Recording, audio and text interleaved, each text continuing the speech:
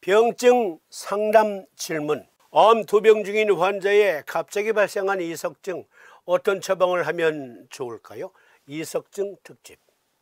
삼침법으로 적절한 도움을 주려면 이석증이란 어떤 병증인가에 대한 개념 정리가 되어 있어야 합니다. 옛말에 맥도 안 보고 침통 흔든다 라는 말이 있습니다.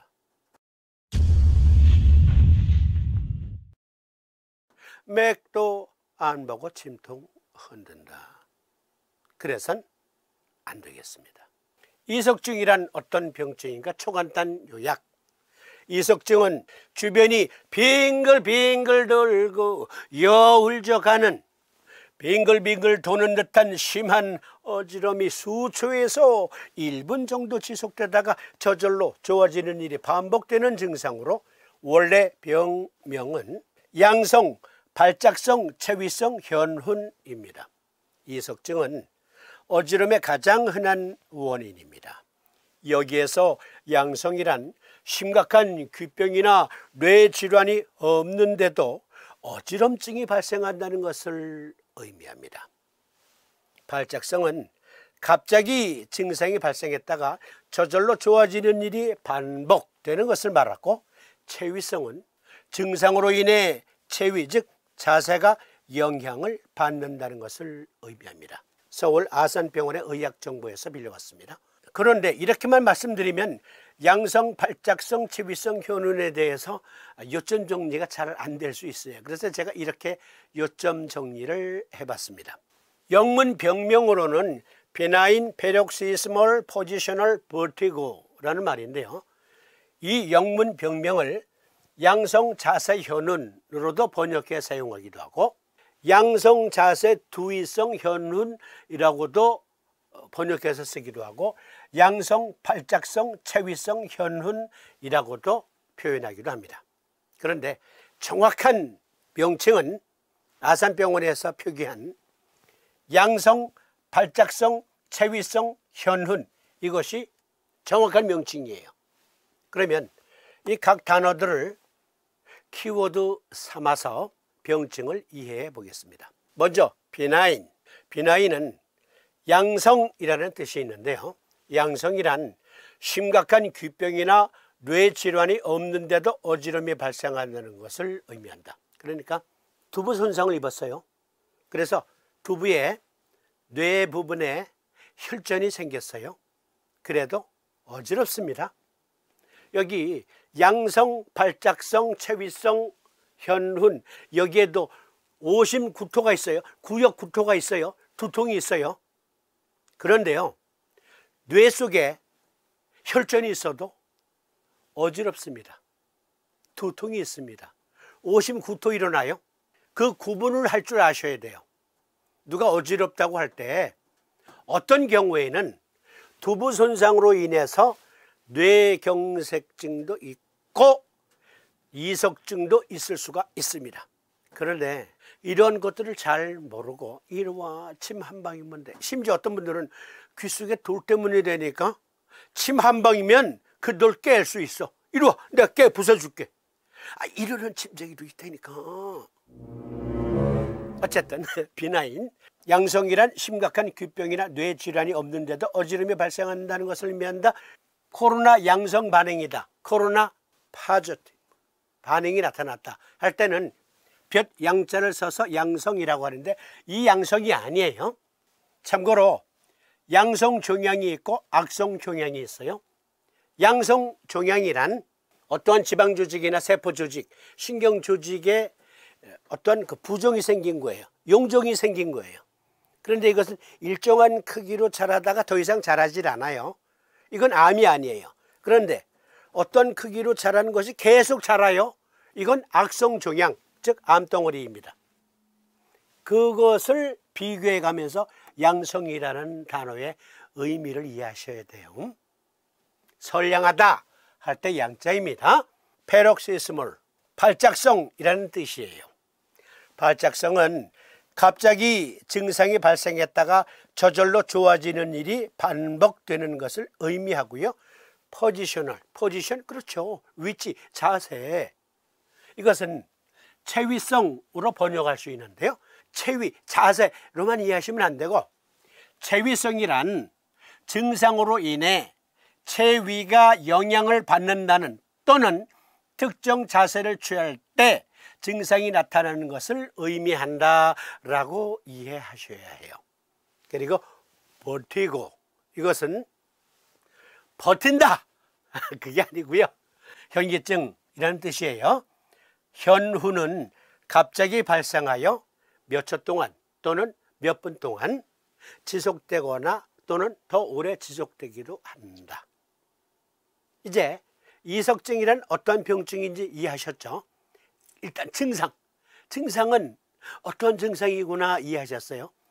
그리고 한 가지 덧붙인다면, 우리가 흔히 눈에 지진 난다, 눈에서 지진이 나, 이런 시체말 쓰는 경우 있죠. 실제 있어요. 양성, 발작성, 체위성 현훈, 즉 이석증에는 눈에서 지진이 나는 심각한 증상을 수반한다. 사암침법으로 적절한 도움을 주려면 병증 이해가 필수적이고, 또 이석증과 관련된 기관의 구조적 이해력이 있어야 합니다. 먼저 귀에서 일어나는 일이니까 귀, 이석증과 관련된 뇌의 구조를 이해하셔야 돼요. 어렵지 않아요? 다 필요 없고 방법만 알려줘. 오랜만으로 이석증으로 고생하고 있어. 사암침 자서 오지를 붙이면 돼. 아니라니까요. 그러면 안 돼요. 그러니까 채널 돌리지 마시고요. Follow me, please. 저만 믿고 따라오세요. 어렵지 않아요. 그리고 돌 때문에 생긴 증이래요. 어쨌든 돌과 관련이 있대요.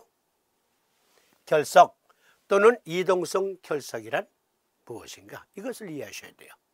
참고로 귀 속에 이석기관이라는 게 있는데요. 조금 후에 보여드릴 거예요.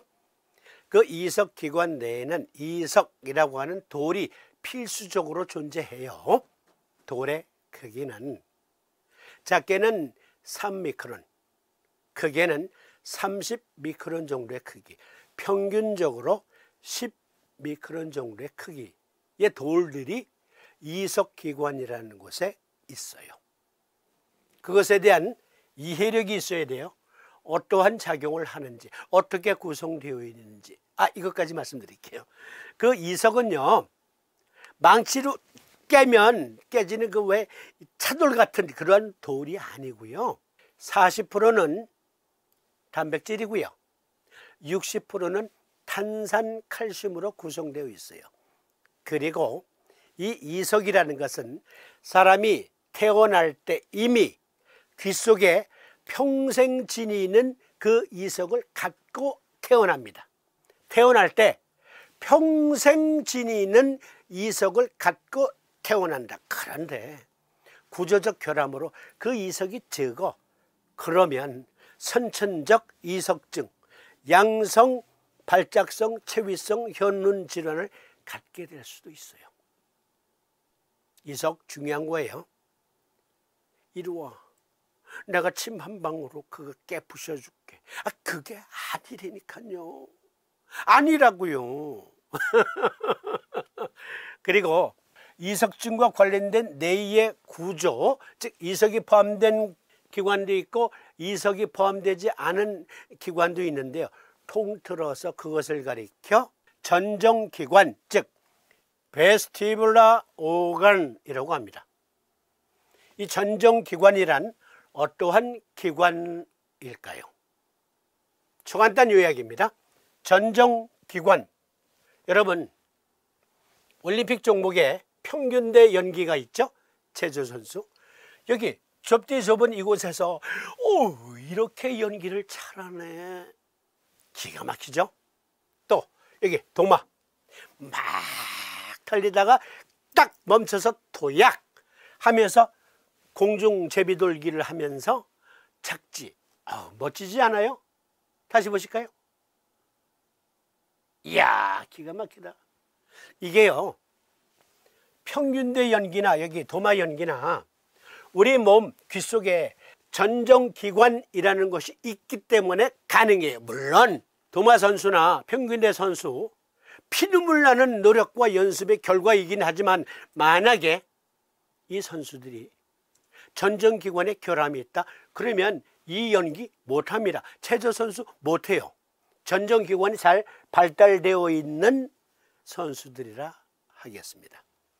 전정기관은 먼저 귀의 초간단 해부학, 황색 부분은 아우터 이어 해서 외이라고 하고요. 분홍색 부분은 미들 이어라고 해서 중이라고 하고 파란 부분 이너 이어 해서 내이. 전정기관의 해부학적 구조는 내이에 속해 있는데요. 내이를 확대한 거예요. 여기 네모난 부분의 이 부분만 전정기관이에요. 달팽이관은 서로 연락되어 있긴 하지만 이것은 전정기관이 아니에요. 여기 이 부분만 전정기관입니다. 요약, 귀의 가장 안쪽에 있는 내이에 위치하며 몸의 균형을 담당하는 병형기관, 서울대학병원 의학정보에서 빌려왔습니다. 전정계는 우리의 뇌의 움직임, 머리 위치 및 공간적 방향에 대한 정보를 제공하는 역할을 하는 감각 시스템입니다. 또한 균형을 유지하고 움직이는 동안 머리와 몸을 안정시키고 자세를 유지할 수 있게 해주는 운동 기능과 관련이 있습니다. 따라서 전정계는 정상적인 움직임과 평형의 필수적인 존재입니다. 이 전정기관 때문에 이러한 체조 연기가 가능하다. 그러면 전정기관 시스템 해부학 개념들을 보다 좀 넓혀서 살펴보도록 하겠습니다. 아니 그런 것까지 알아야 돼? 네. 자가치료 하실 분들은 아셔야 되고요. 또 힐러들은 무조건 알아야 돼요. 무조건. 아니 맥도 모르고 침도 흔들려고요. 전정기관 시스템은 광의적으로는 두 개의 시스템으로 구성되어 있습니다. 여기 세반고리관이라고 표시된 영역, 그리고 이석기관으로 표시된 영역,